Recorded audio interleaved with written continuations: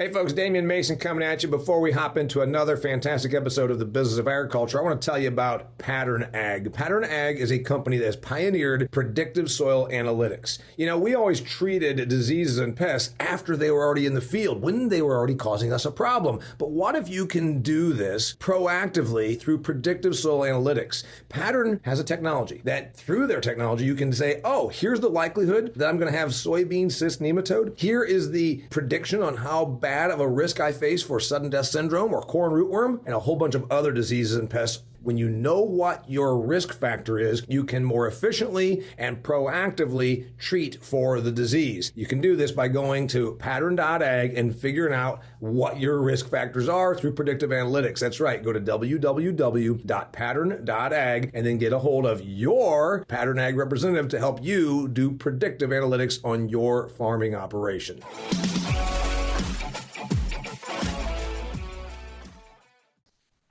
Well, greetings and welcome to another fantastic episode of the Business of Agriculture podcast with me, your host, Damian Mason, and my co-host of the Business of Ag Success Group, Todd Thurman. Todd Thurman's a sharp dude. If you've not heard me and him talk on these podcasts before, I encourage you to go back and find the multiple episodes he's guested with me on. And as I said, he is also the co-host with me on the Business of Ag Success Group, an agricultural professional network where we meet every 2 weeks on Zoom. And we would like you to consider joining if you would, but that's okay. We're not talking about that right now. We're talking about something bigger. We're talking about prophets of doom. And I'm spelling profits with both the PH and an F, the economics of dire predictions. Okay, you're saying, Damian, this sounds a little bit different from your normal fare here at the Business of Agriculture. Well, you know why? Because I'm going to go through a list. And Todd is going to give his thoughts on this list, because we've already discussed it, about how many different things we've been told throughout our entire lives in this business of agriculture that turn out not to be true. And we're going to go back and take a historical perspective, because as Todd says, too many times we make projections to the future based solely on historical data, not realizing there are huge adjustments to be made because of technology, because of human changes, patterns in the marketplace, etc. So we're talking about the economics of dire predictions. Why are these predictions so wrong? Why is it that we still adhere to old predictions that are already proving to be false or inaccurate? And what does it mean for you that operate out here in the business of agriculture? Todd, we've talked about this a lot. You kind of were the encouragement for me to throw this topic out there. So just give us your big picture before we get going into specific examples of the expert analysis and the misses that they have had. Yeah, so I think there's a lack of trust in experts and expertise, and there's been a lot of hand wringing about that, and concern about that, and it kind of bleeds over into other issues where you're talking about, people aren't trusting the science or not trusting the experts, and part of the reason that people don't trust the experts is because they're very often wrong. And so I think it's important to think through, both some of the reasons why they're wrong, whether those are, technical reasons that why they're wrong, or whether those are reasons that have more to do with motivations, which is kind of what you're getting at when you talk about the economics. So I think it's an important topic. I think we need to think through it. And my concern really long-term is that people decide to quit thinking about the future at all. And I think that would be a terrible result of these expert predictions gone wrong. And I think, and we'll talk about it towards the end of the podcast, but I think there's a different direction that we can go off that preserves our ability to, continue to think about the future without kind of getting caught up in some of the problems that we're going to highlight today. Yeah. So what I like is, and everybody right now, they're saying, hey, man, Damian, you always have some cool topics. You and Todd talk about stuff, but this is a little bit, we're diverging just a little bit. And it's not because we're diverging into something crazy, and it's not conspiracy talk. It is the reality that we in agriculture, more maybe outsized than any other industry, have seen all of these predictions and all of these experts tell us stuff that's just absolutely, it's not only wrong, you almost wonder if there's been something, shall I say, conniving, that it's almost as though they were almost criminal in the way they did this. We started hearing this whole trust the science, you're a science denier with the whole COVID thing, and that got very dangerous. The reason that became up was because much of the human population felt like they were being manipulated and controlled under the guise of science and et cetera. And it does tie into what we're talking about here. You and I are going to go back a little bit of history. Let's start with the one that our industry, food production. Sure, ag produces other stuff, fuel, clothing, cotton, whatever, wool. But in general, we think of ag, we think of food. The United States of America has the best fed population on the planet. We've had the most abundance of agricultural output for a long time. It's the basis for our economic greatness, why we still have 25% of the global economy. In 1980, under President Reagan, we rolled out the very first government's dietary guidelines for Americans. 1980, and it's been updated every 5 years. And I just want to give a few numbers. I talk about this in my book, Food Fear, and we are talking exactly about why, to Todd's point, eventually you start saying, those people don't know what they're talking about. We were a healthier country 42 years ago in 1980 when the dietary guidelines came out than we are today. When the government began telling us what to eat with new iterations of the dietary guidelines released every 5 years and then various updates within that, if you look historically, it seems that we have started to really take advice that looks like it's better for certain outcomes or better for certain vested interests. Okay, 1980, the dietary guidelines come out and they tell us to eat the 4 food groups and they should be this and this, and we keep changing them.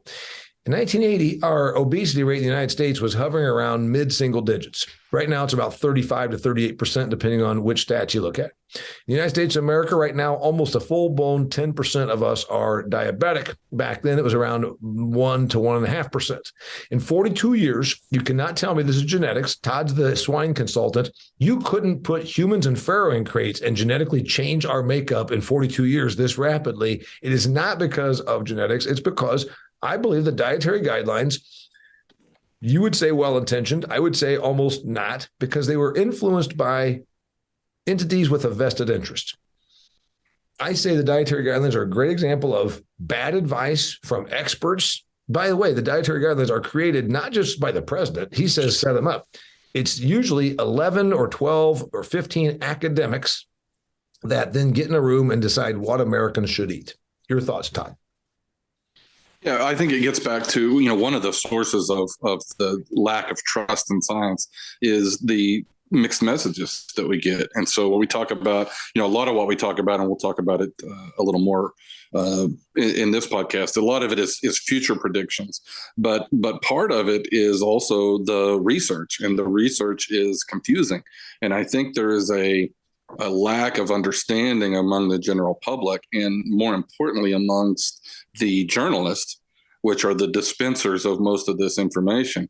And what they mistake data points as conclusions, right? And so that's why you hear this back and forth about, coffee's good for you, coffee's bad for you. Right. The answer is not that necessarily that coffee is really good or bad for you. It's that there's different aspects of it and different levels. That coffee can be good or bad for you, and the same thing with wine. But the problem is that we're taking data points from mainly observational studies that have less rigor than traditional double-blind studies, and then we're extrapolating from that information a lot of times through a journalist about what the results of this study are. And so you read the journalism article in the popular press based on the study, and then you go back and read the study and you say, okay, well, that's not really the conclusion at all. The conclusion was there was a correlation here, and not necessarily that we have an obvious causation or an obvious link. So two things being linked doesn't mean that they're causally related. And so I think that's where a lot of the confusion comes from, is a misinterpretation of statistics and of the way studies are designed and what studies are trying to communicate, and that message gets distorted by people that are less technical. And so sometimes the experts, not to defend the experts here, because we're gonna beat on them pretty good, but sometimes the experts are right, and the way that message is delivered it confuses the issue, and then the experts end up taking the blame for it. So I think, I hear things like, and I've posted about this on social media a lot, but I hear things like, trust the science, and the science is going to do this. And the science is I'm not even sure what they mean when they say the science, right? Science is a process. What if you look at it in the last certainly few years from COVID on, if not sooner, well, climate change in general, we're talking about science means whatever you want to hold up as your reason for pushing your ideology. And that's where this thing has become dangerous. I want to go, by the way, dear listener, if you're saying, Damian, we're going to talk about dietary guidelines. No, I'm going to tell you, here's several of the things that Todd and I mentioned. I should have started off with this. From the population bomb that we're all going to have starvation, dietary guidelines in the United States, climate crisis, fossil fuel depletion, environmental Armageddon, Silent Spring, outlawing DDT, sunlight and sun exposure going to kill us all with cancer, eggs, red meat, economics, and then, of course, the trends that have never been that were predicted in my lifetime. So that's where we're going on this whole thing. Let's go back to the dietary guidelines. I talked about it in my book, Food Fear. And I'm saying again, it's about the money. Todd tends to be, dear listener, more accepting that maybe there's just some academic misunderstanding or misinterpretation. And I'm more the conspiracy guy, and I say, nope, follow the money, follow the money, follow the money. It's always about the money.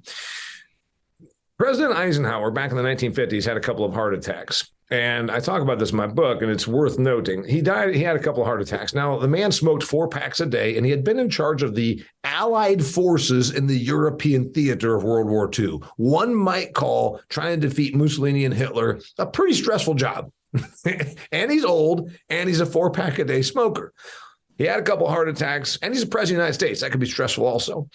I mean, if you know what's going on, it could be stressful. Anyway, a little commentary there. His doctor said, it's got to be the red meat. So this whole crusade about low fat really began in the Eisenhower administration. Well, it turns out if you look a little deeper, and an author named Nina Teicholz, I hope I'm saying that name correctly, wrote a book called The Big Fat Surprise. It released in 2014. If you read the book, she does a much better job of explaining this than I am, but I'll go ahead and summarize, if you will. The Big Fat Surprise talked about Ike Eisenhower, and this whole low fat thing was predicated on bad science. The study of 7 countries, if you've not heard of that, a guy handpicked 7 countries with low heart attack rates and went there and decided the reason they had low heart attacks was because of their diet. One of the countries was, I think, Crete in the Mediterranean. The reason they weren't eating meat and cheese when he was there wasn't because they didn't like it. It's because it was just after World War II. Their entire country had been blown into smolders. They couldn't afford meat. All the livestock got killed. Well, it turns out also a bunch of these studies that came out in the 50s and 60s railing against fat and pushing the low-fat diet, some of it was funded by Crisco. Yes, the maker of Crisco, because in the 1950s and 60s, it wouldn't not be uncommon that you would cook with lard or butter. Well, Crisco was the answer. It's a vegetable-based shortening. You can use this instead because it's lower fat, and therefore you won't die of a heart attack like Eisenhower just had 2 heart attacks. Turns out that was all completely bullshit. But you talk about the financial outcomes of dire predictions. So it's not as though these people are just mean and evil like Todd is defending them, these experts. Sometimes they get hijacked or they have profit incentive. That's where I'm going with this, Todd. Yeah, and I think you can always tie that back to a narrative. I mean, if you think about the example you just used with the fat, that all goes back at the end of the day. I think the reason that has been so hard to shift that narrative is because it's very powerful and it's based on something that sounds completely reasonable, that fat makes you fat. I mean, right. And if you buy something that's low fat, you would be less fat. I mean, and it even goes further back than that to the "you are what you eat" scenario, right? Which certainly was, I'm sure at some point was very well intentioned. And again, it sort of makes sense. What you put into your body is kind of what your body turns into. But we know now that that's not really true, right? But that's such a powerful narrative that it's almost impossible to reverse that into somebody's mind. We talk about it in the pork industry. Trichinosis has not been a problem in the pork industry for I don't know, since I've been alive, right? Since my parents were children, and it's still it's a major problem in our industry as people overcook their pork because they're afraid of something that hasn't really existed in the U.S. in 50 years or more. Yeah. Yeah, we haven't had a trichinosis issue in the United States pork herd since before I was born, and I'm older than you. And yeah, so we still think we have to cook pork to be shoe leather. So these things. Now, here's the deal. I don't know if somebody made money off of telling you you're dying of pork, but I do know it's historically documented that lots of entities have made boatloads of money by latching their wagon to the low-fat movement, which again was completely guided and completely wrong. You don't die because of having fat in your diet. It's been refuted now, it's starting to in the last few years. The American Heart Association, I don't think, has changed their recommendation. And if you go to a normal doctor, by the way, doctors almost know nothing about diet. They've been trained on how to, do stuff in a clinical setting, but they know nothing about diet. But they would tell you, you got high cholesterol. It's because you're probably eating too much red meat or you're having too many eggs. That's not true at all. But that vertical knowledge still exists. Well, and it goes back to a narrative around plaque in your arteries, and that all sort of makes sense. I mean, it makes perfect sense, and it was repeated over and over again by people in white lab coats, and in the combination of a message from authority and a narrative that just resonates with you, that feels like it makes common sense, whether it does make common sense or not, is such a powerful force. The combination of those two things, a doctor telling you something that makes sense, just intuitively makes sense to you, is such a powerful message that it's almost impossible to reverse it. Egg consumption during that whole thing, egg consumption has come back. I believe we're around 200 and goodness sakes, a poultry person told me this a couple of years ago. I think we're up to like 255 eggs consumed per American per year, something like that. Because you're saying, I don't eat that many eggs. Well, you do when you figure they're in the mayonnaise, they're in the salad dressing, they're in the cake, whatever. But the thing, Todd, about this is the egg production industry took a hell of a hit, like down 20%. We were down to hovering around 200 eggs per American during that whole narrative from the 60s. I think the egg consumption hit its absolute trough, lowest point around the late 80s, early 90s, somewhere in there. And if you're a poultry person, feel free to correct me. I'm giving trend line stuff, not exact data points here. But that, again, was part of the misguided science, and then also the profiteering from it. And that's why, again, the economics of dire predictions. If you keep being told through the popular media the eggs will kill you, you're going to probably stop eating eggs. And as Todd says, intuitively, it makes sense. Oh, well, yeah, they showed me a little thing on TV where your heart your arteries starting to get clogged up because of that fat. Well, here's the deal. There's a product that came about called egg beaters. And there's a product that came about called, non-fat milk. So you can think about this as, are they just profiteering from the new marketplace, or are they guiding it? And that's where the Crisco thing, when you find out the company that makes Crisco paid to perpetuate this information, that's where I'm talking about the economics of dire predictions. Yep. No, and I think it's a combination of both, right? It's a push and a pull, and I think a lot of times it's the companies that would argue that they're responding to a change in the market, right? People wanted lower fat products, and so they started providing lower fat products, and they weren't necessarily, they would argue that they weren't necessarily they weren't necessarily supporting the science around what drove that market. They're simply responding to the market. I think there's a lot of truth to that too.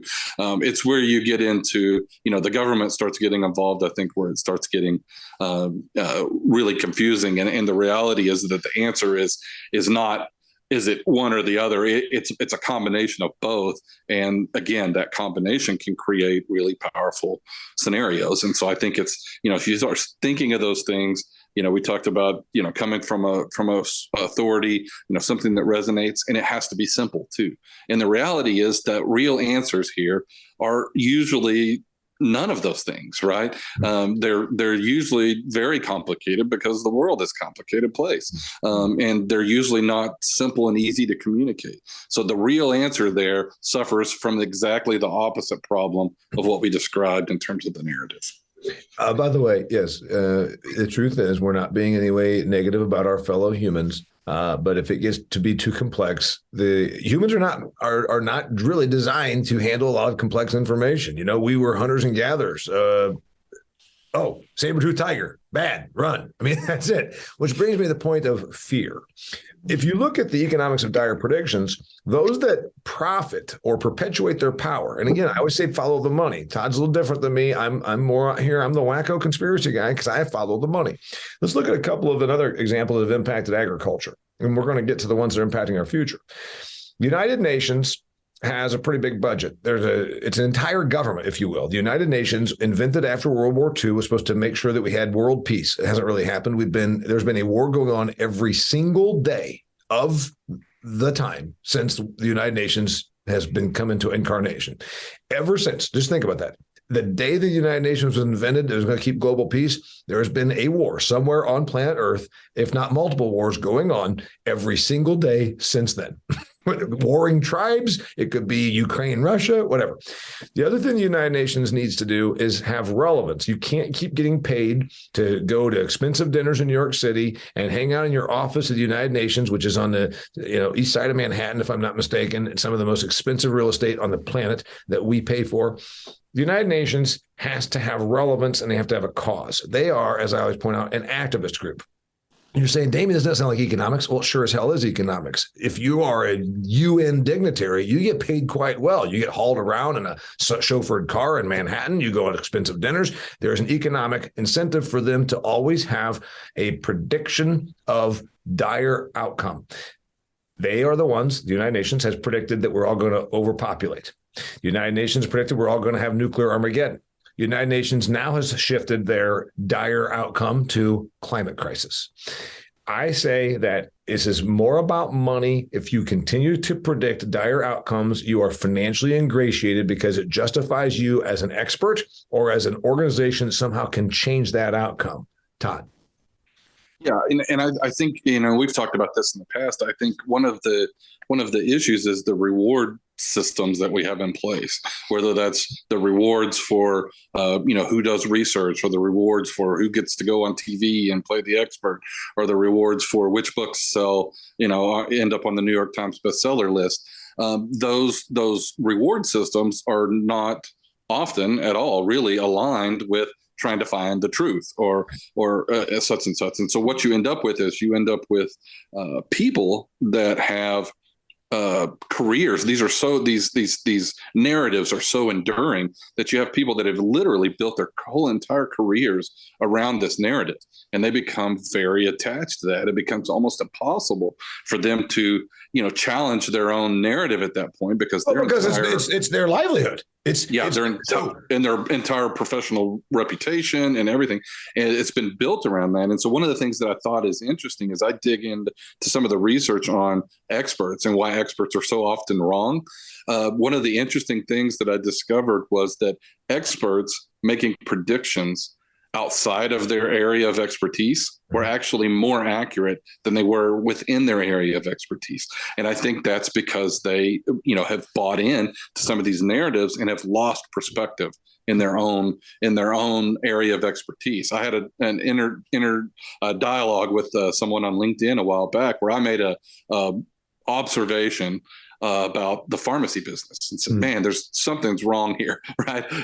I sat there on the pharmacy waiting on my prescription to be filled and watched them work for 45 minutes. And I don't know anything about the pharmacy business, but I can tell you something's wrong. And it sure looks like an industry that's ripe for automation, right? And that was just all I put out there. And I got a really, in some cases, angry response. Well, you don't know what you're talking about. You don't know about the ins and the outs. And I'm certainly the first to admit that I don't know the ins and the outs, but I have a perspective that they'll never be able to have because they're too ingrained in their industry. And I certainly am looking for people outside of my industry to make comments on that because I know how hard or how easy it is to lose that perspective. First off, we're going to go way into that. And again, we're going to keep talking about the prophets of doom and the economics of dire prediction and dire predictions. Speaking of finding an expert, right now, if you are in the business of agriculture, particularly if you're in production agriculture, you're probably saying there's a few things I might need some help on. That's what I'm going to tell you about AgVisor Pro. My buddy Rob Syke, he is a Canadian entrepreneur who's always been in agriculture his whole entire career. He started a company called AgVisor Pro. It's an app on your phone. You just take out your smartphone. You've got one. You're probably listening to us, me and Todd right now on your smartphone. You go to the App Store and find AgVisor Pro. AgVisor Pro is a community of experts with information. But you know what? They're not experts like these people we're talking about where they're trying to harm us by predicting crazy stuff. They might just be somebody that really has a great history of eradicating ragweeds or of fixing your planter up for better outcomes. And if that's what you're looking for, you can find them on AgVisor Pro. The point is you can go on Ag Twitter right now and be ridiculed for asking a question by people that all are know-it-all dumbasses on social media, or you can go to AgVisor Pro and say, hey, I need a person that can help me set up my planter for better outcomes in these types of soils and this type of topographical and geographical area and climatological outcomes. By the way, you'll find this person on there. You can find them and you can be that person yourself. Go to AgVisor Pro and shorten your learning curve. More importantly, find the information you're looking for. It's on your phone. All right. You say something pretty interesting, that these people, if they are experts and they're predicting dire outcomes, I say it's about follow the money. They're increasing their profit or their power. We can talk about Anthony Fauci. We can talk about the guy that wrote the population bomb. Remind me of his name again. Paul Ehrlich. Paul Ehrlich is a professor, you said, at Stanford. Yep. And in the 1960s, wrote a book that was called The Population Bomb. It's the entire thing that then the United Nations hopped on. And again, predictions of dire outcomes to further your economic interest or your power or both. It became this whole narrative that we're all going to die from overpopulation. The United Nations perpetuated this for a long time. We in agriculture, this might be the one thing that we suffer from the worst. And on LinkedIn, Todd commented last week when a person went through that whole, you called it a tired trope. I thought it was really... It was almost poetic, Todd, when you said that agriculture has been sticking with this tired trope for so long that we're all going to starve. We have to produce more food in the next 20 years than we ever have in the history of the world, blah, blah, blah. Just not even true. Go with that one. Yeah, no, and I think it's a perfect example because here's a guy that ended up being just not just wrong, but spectacularly wrong. Not only, he basically said that in the 80s that there was going to be mass starvation because we were not going to be able to provide enough food, and here we are. This guy's still alive. I think he's in his 90s now. And he's still a professor emeritus, and there's never been any accountability for his being wrong. And by the way, in the 1980s, we did have mass starvation in Ethiopia. But that's an issue of conflict between warring tribes, of supply lines being cut off, United Nations disaster relief failure, and political issues. It's not because we weren't growing enough food in Iowa. We had enough food in Iowa in the 1980s, just like we do now. And this guy was spectacularly wrong. Continue. Right. Yeah, absolutely. And, not only, he was wrong. He said we're all basically going to starve to death. And instead, obesity is the number one global health problem. We burn 45% of our corn crop for fuel, and we waste 40% of all the food we produce. I mean, it was just, it's amazing, how wrong he was. But, if you go back and look, and I think this is where we need to start really focusing, is experts start being wrong when they start making predictions. And so we start blaming expertise and saying, well, these experts are worthless. But experts are very useful in terms of explaining what's going on now, what's happening now, and what has happened in the recent past. I spend a lot of my time talking to clients of mine, talking about how did we get to where we are? What happened? How did the U.S. pork industry, for example, get to where we're at today? Well, I spend a lot of time anytime I talk about the future, I always go first and talk about the past and talk about how do we get where we're at today? Because there's a lot of potential learning there. And then, why do we do what we do today? What are the motivations underlying the way we do business today? I get challenged a lot of times, especially with people from other parts of the world that ask me, well, why do you do it that way? Right. And all the time, and a lot of times it's sometimes it's an uncomfortable situation because I'm thinking, I've never really thought about why we do it that way. Experts can be very useful in explaining how we got to where we're at today and what's going on right now. They go off the rails when they start trying to make predictions. And that's where we really start beating up on the experts and saying, well, they don't know what they're doing because they made these predictions and they were sometimes hilariously, way off. And I think it's a problem not with the expertise per se, but with how we go about making those predictions and the tools that we use to make those predictions. I'm going to go back to economics because I believe that humans they don't always do what's best for them because sometimes they do very destructive things, with their relationships and their financials, et cetera, et cetera. But they make decisions generally emotionally, but over the long haul that they think help them. And so I'll go back to the economics, follow the money, follow the money, follow the money. Dire predictions do make you money if you are perceived as an expert. You were saying before we took our commercial break for AgVisor Pro that they become very siloed. All I've ever done is work on population studies, let's say, like the guy in Stanford. And so therefore, since all I've ever done is look at how population growth is happening, that's all I know. And so I'm going to stick with that. And I only talk to people when I go out for drinks that also do what I do, demographic studies, let's say. And so once you and me just agree with each other over everything, then you almost are never challenged. So you become very siloed, very insular almost, and you become economically vested in the outcome. In the speaking business, which I've obviously been speaking for 29 years, we used to make the crack. That guy is so full of himself and so full of shit. It's because he believes his own press clippings. When it gets to where you see yourself as an expert and you see yourself as being incapable of being wrong, and then more importantly, you're like, wait a minute, my lake house that I have, the economics are such that if I somehow backtrack, I might lose my lake house. Damn it, I'm going to double down. So it becomes this doubling down. And I can go from climate change to eggs being bad for you to the population's going to we're going to be dying in the street. Like, what's his fiddle there? It's the same thing. The economics of it are such that you can't backtrack because you then will be admitting you're wrong. You'll lose your expert status. And more importantly, you'll lose your thing. It's like Greta Thunberg and climate change. Her whole business is predicated on we're all going to die of climate change. It becomes your economic chip in the poker game. Well, and I think one of the things that we've been able to show in the psychological research is that one of the things that we really respond well to is confidence, right? Confidence sells, right? So you kind of adding on to some of these, themes that we've already been talking about. You take a simple narrative, a simple idea that makes sense, and it's coming from someone that's respectable, that's wearing a white lab coat, and they seem really confident. Right. And so your confidence grows as your expertise grows. Right. And so that's one of the big problems is just this overconfidence that comes with expertise. And then I think the other thing that we need to be thinking about is what are those motivations? What are those reward systems? Right. So, I had someone tell me one time, if you wanted to grow your social media following, you had to look for opportunities to be contradictory. You had to find something that was where you're arguing against the general trend in whatever the industry you're talking about. And I always thought that was sort of silly to go looking for something to be controversial about.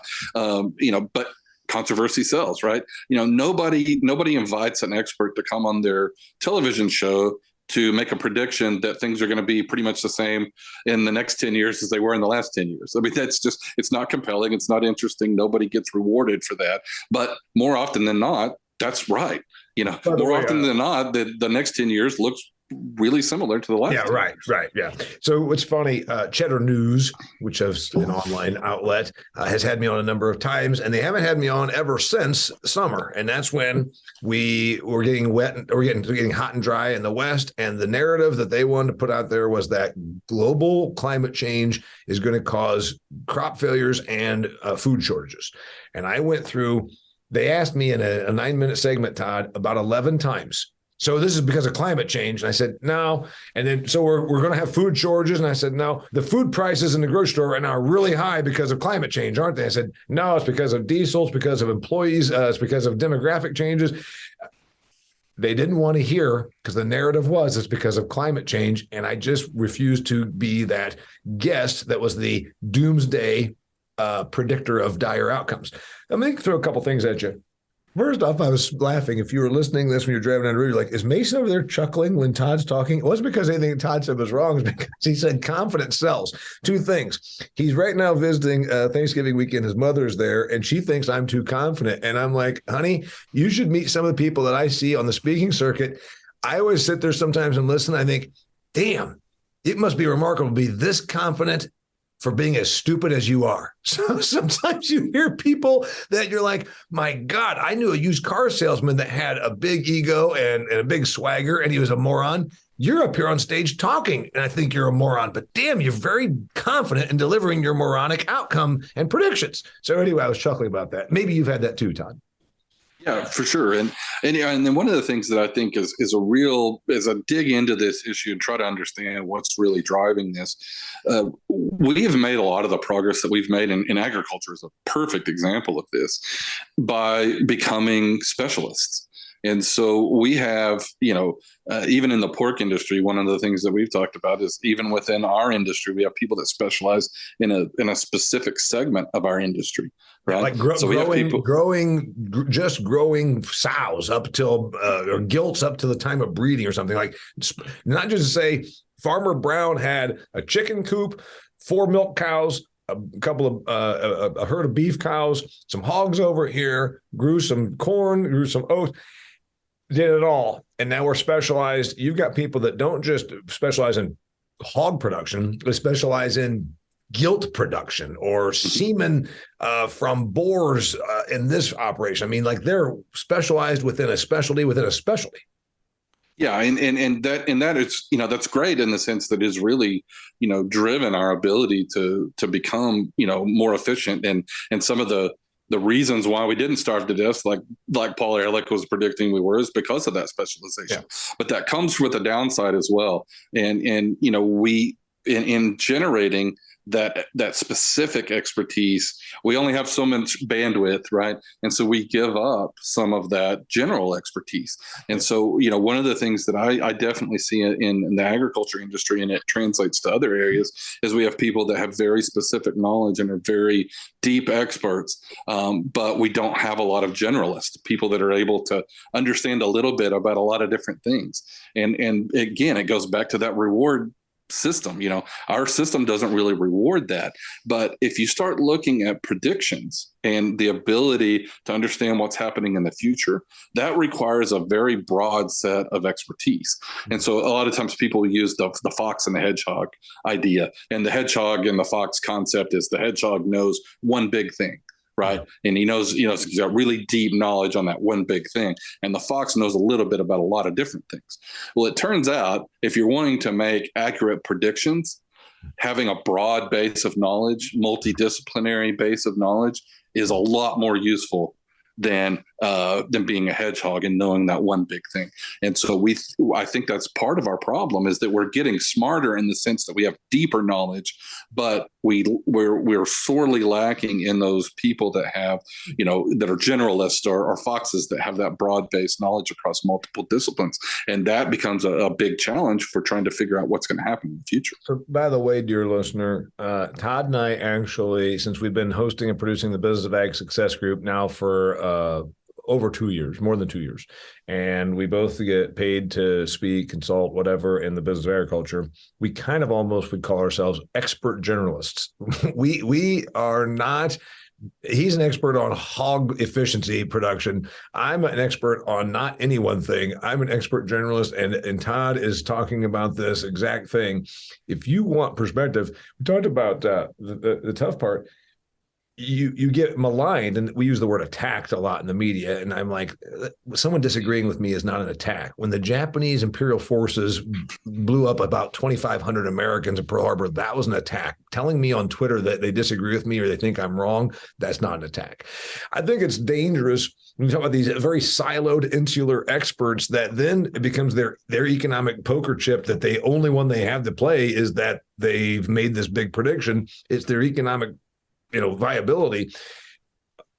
I guess the good thing about being a generalist like you or me, if I'm wrong about something, I always tell my audience, I'm telling you why I think this, and here's the data that I'm basing that on. But I could be wrong. And you don't hear that. Again, it's that thing. You may not get on Cheddar News again because you didn't tell them, damn it, yes, climate change, we're all going to starve. Climate change, there's not going to ever be any food grown in Indiana again. It's just not true. So instead of being the alarmist, I refuse to profit from the doom. Instead, say, no, I don't really think that's going to be the outcome. But it probably makes you and me less famous than we would have been otherwise. Oh, I'm sure it does. And, the opposite is also true. I talked about that confidence sells, a lack of confidence sells too. And the reality is if you're dabbling in areas outside of your, deep area of expertise, you're going to be less confident, right? You're going to be saying things like, well, I don't know much about the pharmacy business, but I do know that this looks stupid the way you're doing this, right? And the people within the industry are going to push back and say, well, you don't have any expertise in this, and what they really should do is they should listen and say, okay, well, yeah, you're not understanding all of these details, but your broader point is right. You don't understand why we're doing what we're doing, but the fact that we're doing this is really not a good use of our time. And so, I think that's, the exact opposite of that confidence. And really the research backs that up. These areas where you have less confidence, that message doesn't get received as well, but it's probably more accurate. This is why experts, outside of their area of expertise are actually better at predicting what's going on, is because they have less riding on those predictions, right? So ironically, I guess paradoxically, the more they have riding on that result of that prediction, the less accurate that they are. Right. And it's because they lose that perspective. Well, again, it's because they absolutely their economic wagon is attached to it. Period. They have to stick with their thing because they're it's like, hey, here's my entire thing is I'm going around. Ralph Nader. If Ralph Nader came out, if you're old enough to remember him, he wrote Death at Any Speed. I think was the name of the book about how the Corvair was a bomb on wheels and all this kind of stuff. If he came out all of a sudden and said, hey, it turns out the cars are pretty safe. It's not an issue. He's lost his entire, he was the car safety activist expert. So it's always that thing. They can't retract because it's their economic viability.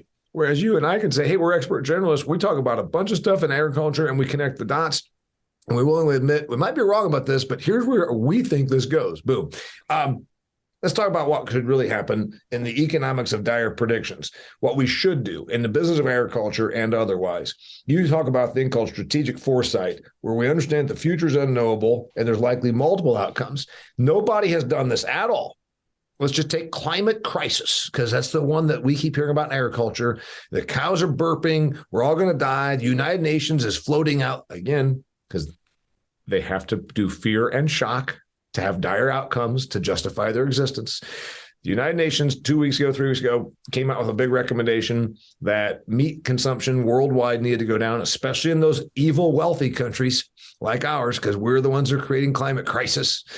And it was never, no, maybe that's not really needs to happen at all. But again, to justify their existence, they recommended that. You'd say, no, you're just doing the thing. You're profiting off of doom, when the reality is, here's what we think, strategic foresight. What would it tell you about climate crisis? Yeah, so strategic foresight is something I've been really interested in. I observed, especially in our industry in agriculture, that we don't do a very good job of long-term planning around business. And a part of the reason, I think, is what we've been talking about today. We've been talking about all these predictions that just go wrong. And so if you're sitting here, trying to run a business and you're thinking, okay, if all these experts are getting everything wrong, then how could we possibly be accurate in our predictions? And so I think a lot of times what we end up doing is we just quit thinking about the future. And I think that's really dangerous. And that's my biggest concern, is that the reaction to all of what we've been talking about today is it's pointless, and just quit talking about the future at all. Let's not spend any of our time investing in the future, because we never know what's going to happen, and we'll just deal with it when we get there. Right. And I think that's a bad way to respond to that. And I think the answer is to respond with a different set of tools. And that's what strategic foresight argues for, and it's not about making predictions. In fact, one of the fundamental tenets of strategic foresight is that the future is unknowable. right? There's too many variables. There's too many things that we just have no way of predicting that can have a major impact. But instead of saying, okay, well, we're just not going to spend any time at all talking about the future, I think we need to be spending more time talking about the future, but in a different way. So strategic foresight says, okay, instead of trying to predict what's going to happen in the future, you look at multiple scenarios, right? And so you build multiple scenarios that are plausible. That's your standard. Not we think this is going to happen or we think this is highly likely, but that they're plausible. And so that allows you to build out multiple scenarios across a broad range of potential outcomes. And so the example that I like to use is we like to beat up on the UN about their population projections, and we basically say they're wrong. And I do think they're wrong, right? Yeah. But if you use that format and you say, okay, well, the number that you see there in terms of population predictions in 2050 or 2100 is what they call their median prediction, their medium prediction. They think that's the most likely. But there's also a low variant and a high variant.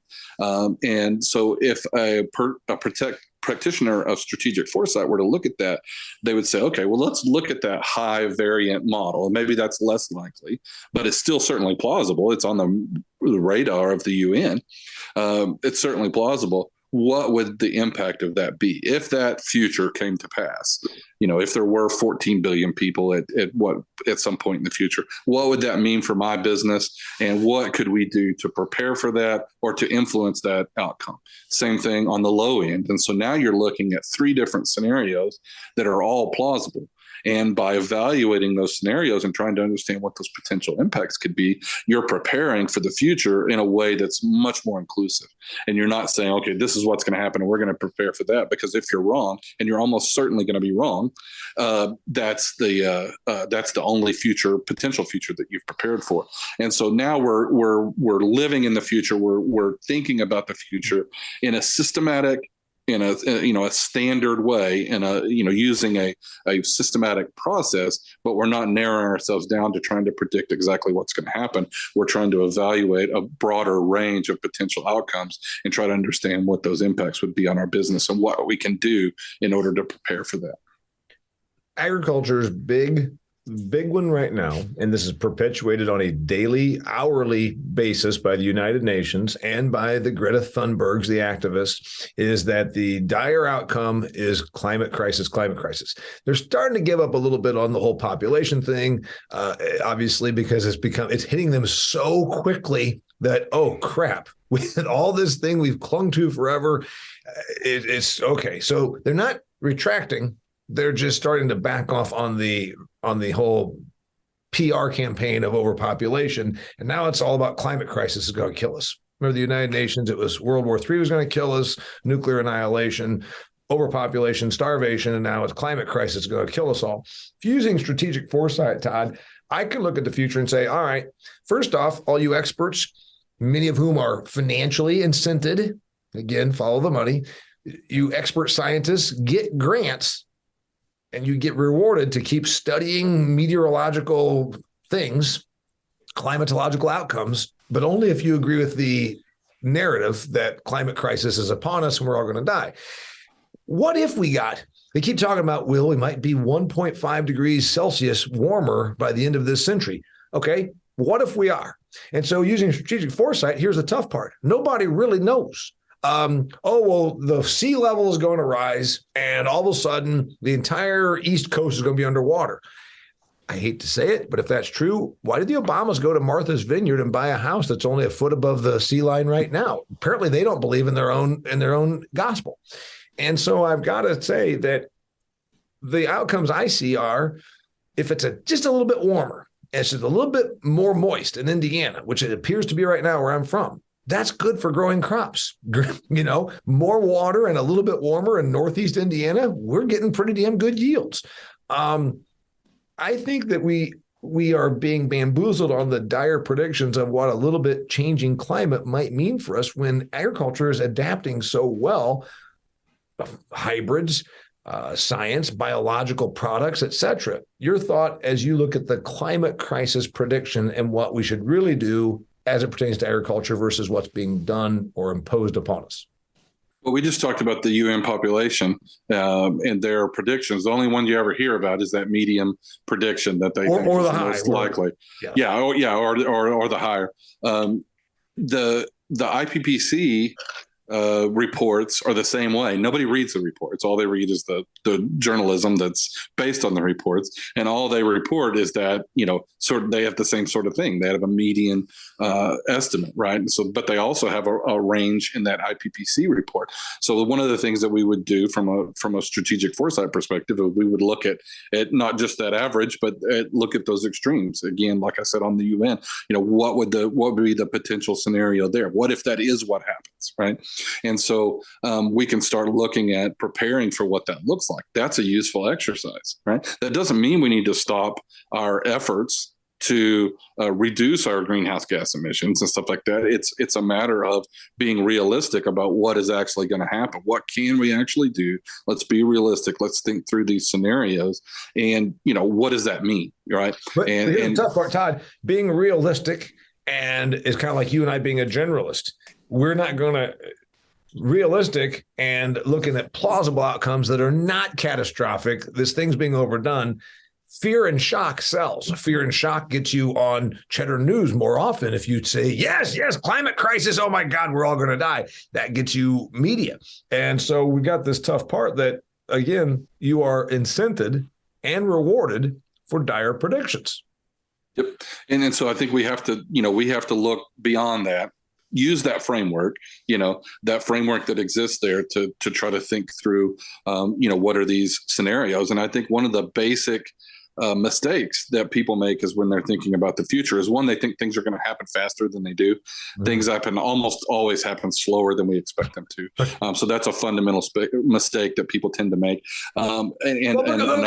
Face it, the average person, Todd, to that point, when you say, we've been doing agriculture for 10,000 years, that sounds like a long time, because it is, because we might live to be 79 years old on average in the United States of America. When you start saying, well, this is going to happen in 3 centuries, Mike, they can't grasp, it's like trying to comprehend what 100 trillion is. You can't grasp it because we only live to be a certain amount of time. So we have to think it's going to happen sooner than it is because it makes sense to us. Otherwise, why would you care what's going to happen 3 centuries from now? Well, and again, it gets back to, what we talked about before is that confidence. I mean, the reality is what we need in science to be more accurate is modesty. We need to understand that we don't know nearly as much as we pretend like we know. You're talking about something as complicated as the climate. We don't understand, we don't understand 10% of the variables that we would need to understand to really be able to predict what's going to happen in 100 years. And so, but again, that doesn't sell. Modesty going, I don't know, maybe this might happen. I'm 10% confident in something doesn't sell to anybody. Nobody wants to listen to a guy that's 10% confident. The reality is the people you're listening to are 10% confident. They just think they're 95% confident, right? And so, we just have to keep that in mind. And I think that other fundamental mistake that people make is that human beings, what we've proven is that we're not very good at planning for things that are going to happen in the future, right? Planning for things that are, especially in the distant future.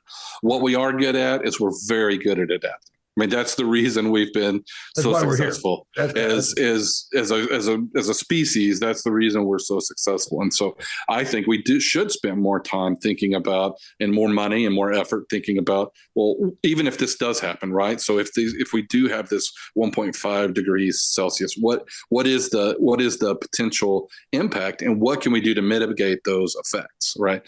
Those are things that we're really good at. That type of process, innovation, adjustment, adaptation, that's what we're really good at. So the chances of us, driving ourselves into a new stone age to prevent 1.5 degrees Celsius from happening is a whole lot less likely than us figuring out ways, through technology and innovation to deal with the consequences of that. And then again, like you said, nobody talks about it. They always talk about that it's going to be an unmitigated bad. The reality is, and we've had climatologists on the Business of Ag Success Group that talked about this. Some people are going to benefit from this climate change. There's going to be, the guy that we had on in the Business of Ag Success Group said, net benefit, that Iowa will probably experience a net benefit to to in terms of agriculture for climate change. There are other areas that will experience a massive decrease in productivity potential, right? So understanding that's not a popular thing to talk about.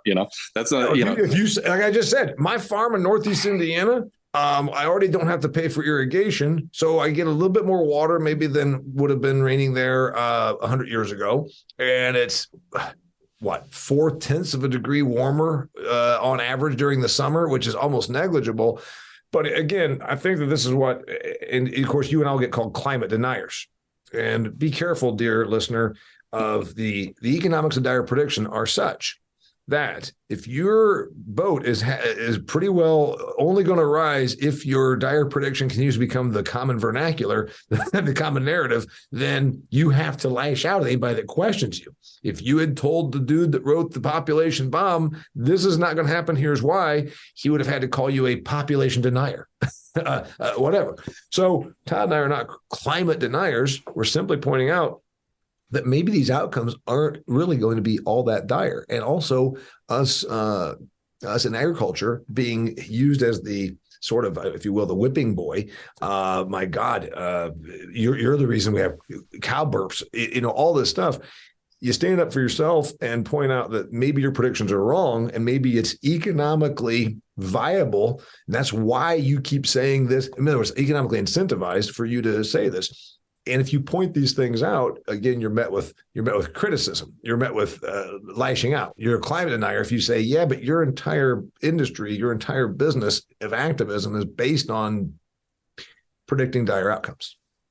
Yeah, well, and the other issue there is that, ironically, sometimes you get more pushback when you take that pragmatic approach. When you're not saying like this is all BS. And, this is not going to happen. It's all manufactured and, whatever the actual, climate deniers, the people that don't believe that the climate's changing or whatever, you get less pushback if you take that position than you do if you try to take a practical approach to, hey, look, I just don't think Africa is going to voluntarily decide not to industrialize and to capture the benefits of industrialization because they're worried about what's going to happen in the future with the climate. The reality is they're not going to do that. Right. And China's got 6 times the number of coal-fired power plants that we do. If I stop eating meat, is that really going to reduce carbon emissions when China's doing this? So it becomes an emotional thing. But again, I just keep looking at those groups or individuals that are financially better off to perpetuate doomful outcomes. And they are, and again, always look at someone's motivation. Why would a person, I'm pretty open book here. I get paid to go and get on stage and talk, and I probably could make more money if I did, oh my God, we're all going to die kind of stuff. I'd get on more Cheddar News interviews, but I won't do it. So always look at what someone is being incentivized to do. Todd says it's because they become too siloed. I say it's because they become too financially attached to their predictions. Yeah, and I think definitely, when you say follow the money, that has an angle that is nefarious, right? And that also has an angle that is fairly innocent. It's just, we've created a scenario here that rewards behavior that is not really necessarily that productive. And not only that, disincentivizes behavior that is. One of the things that we've talked about in terms of research, what kind of research gets funded? Research from a scientific perspective, finding out that something doesn't work is just as valuable as finding out that something does. But when was the last time you saw somebody get an award, win a Nobel Prize for finding out that, that theory is not accurate? It's not true, that we didn't get the results that we expected. Another example, you saw some of the crisis in the research. There was a group that went back and tried to repeat a bunch of studies and had, shockingly low success at repeating those studies. Well, part of the problem is that the scientific process requires that. That requires that to be repeated over time because there's variables that we can't account for. And so if you have a discovery that's been confirmed on multiple occasions, there's huge value in that scientifically, but nobody wins awards. Nobody gets grants to go back and repeat somebody else's study to confirm whether it's accurate or not. And so that entire reward incentive structure needs to change. I don't think that is going to be easily changed. It's very ingrained in our systems and our processes. And so I think we have to figure out a way to navigate through that, understanding that those incentives exist, and trying to figure out a way to muddle through this and find the real value, the real information that we need to discover in order to be successful, despite these challenges that we deal with. I'd say that you're still more of an optimist than me, but not too much more, because you just said it would require this and this, and you don't think it'll happen, because we all know you used trichinosis as an example. We used low fat as an example. Like you said, inherently, it just seems like it would make sense. So the problem is I'll keep going back to the whole climate crisis that's being really pushed hard on ag right now. And if you just so much as say, I'm not sure that it's nearly as dire of an outcome as we keep hearing, then you get lashed out and called a climate denier. And the tough part is these movements become, and this is again, profit. When I said profit, as in with a PH, you've got people that now are experts and have esteem. They have credibility. They have fame by being predictors of doomsday outcomes, right? And so you're not only now asking them to change their prediction because it's wrong, or because you now are not only going against their economic interests, you're going against their pride. You're going against their once you're seen as the prophet, once you're seen as, I'm sure the 90-year-old professor emeritus at Stanford still believes that this is going to happen, and you can give him all the data and the reality, and he's still, because you don't want to knock him off of his prophecy situation. Yeah, and it really does. It also, I think, something we don't talk enough about outside of politics. We talk about it a lot in politics, but we talk about this division. It drives this division. It drives the positions apart. You have these extreme positions, and one of the responses to that is to develop basically the opposite extreme position, to be a complete contrarian, right? Mm-hmm. And so, instead of saying, okay, there's a huge population bomb problem, we're going to be overpopulated, the tendency is to come back and create the opposite scenario and say, oh, we have a major crisis developing, that we're going to have an underpopulation problem. The reality is somewhere in the middle, but somewhere in the middle is boring, and somewhere in the middle doesn't pay, and somewhere in the middle doesn't get you on TV, and somewhere in the middle doesn't get you grants. I mean, that's the problem, is the reality exists somewhere in the middle, in that moderation. And all of our incentive structures are for, to push people to those extremes. And it's not ultimately, I don't think, productive, but I don't think it's going to change anytime soon either. And so we have to figure out a way to work our way through that. But I think the way we work our way through that is recognizing the reality of the situation and saying, okay, this is the way it is. What can we do? In running our businesses, what can we do to try to take advantage of that? And I think that strategic foresight does offer us a path to navigate that without completely giving up on trying to understand what's going to happen in the future. And it allows you to occupy that middle of the road, at least in your own business. If it doesn't pay in terms of getting you on TV, being able to prepare for the future definitely pays in the business world. So that's where the incentives are. Yeah, the incentive is in how you run your business, that you analyze what 3 plausible outcomes are, and usually separating the most doomsdayish and maybe the one that is the least doomsdayish, and somewhere in the middle is probably the right one. I love it. All right. This is a long episode. It was an hour long, dear listener, but it's also a good one because Todd and I can talk all day. Well, what is interesting is that Todd and I have never actually even met face to face. We've been doing this for almost 2.5 years, starting way back when the whole COVID lockdown began. So I've got a prediction. that his Texas Tech Raiders are going to play in the Guaranteed Rate Bowl December 27th in Phoenix, Arizona. That's my prediction. And if that's the case, I'm going to host Todd here in the cigar lounge at the De La Rosa West. That's the Arizona house. And I know that he drinks bourbon. I've got multiple. I don't drink the stuff myself. I'll have a Coors Banquet. He's going to have a bourbon. And we might just turn the damn camera on. We might just turn the damn camera on, and you could it'd be having drinks with Todd and Damian, and who knows? I mean, it could be the most interesting thing you've ever seen in your life, but that's only if his Red Raiders end up playing out here. I want to say that for last time. Oh, sounds great to me. I might even bring mom along. That'll get really interesting. Yes, and of course Todd is a mommy baby, and his mom can then sit in the corner while we get drunk and talk about agricultural issues, and she can lash out once in a while and say, Damian, stop being mean to Todd. All right. His name is Todd Thurman. My name is Damian Mason. If you want to look up our Business of Ag Success Group, we would love to have you join. It's only $99 a month, and we have guest presenters just about every Zoom call we do. We do Zoom calls every other Friday. Great topics, issues, and you know that thing we talked about, connecting dots, being a journalist. Many of the people in our group are experts in their field, and the reason they joined our group was to broaden out, to not get so insular and siloed in what they know, to make sure they had outside perspective, and that's why you should do it as well. Look us up. Go to DamianMason.com. Find Todd Thurman. Swine Tex. Is it Swine Tex? Give me your website again. Yeah, SWINETEX.com.